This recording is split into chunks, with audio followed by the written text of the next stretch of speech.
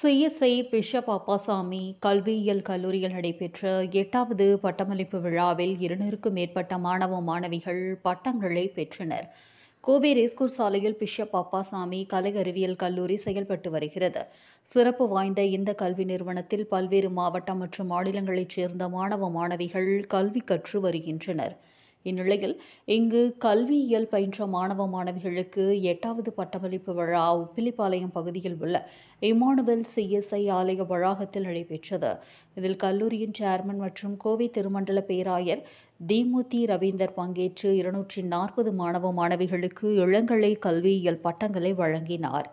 தொடர்ந்து மாணவர்கள் மத்தியில் பேசிய அவர், பட்டப்படிப்பு தங்களின் வாழ்க்கையை உயர்த்தும் எனவும், அதேபோல நாம் கற்கும் கல்வி நம் வாழ்க்கையை மட்டுமல்லாமல் நமது பொருளாதார தரத்தையும் உயர்த்தும் என்றும் தெரிவித்த அவர், சமுதாயத்தில் ஆசிரியர்கள் மதிப்பு மிக்கவர்களாக கருதப்படுகின்றனர்.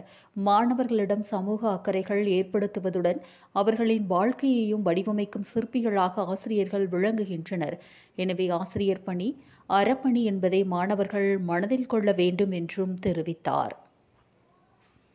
இந்த பட்டமளிப்பு கல்லூரி செயலாளர் ராஜன், கல்லூரி முதல்வர் கெட்சி மற்றும் கல்லூரி பேராசிரியர்கள், பெற்றோர்கள் என்று பலரும் கலந்து கொண்டனர்.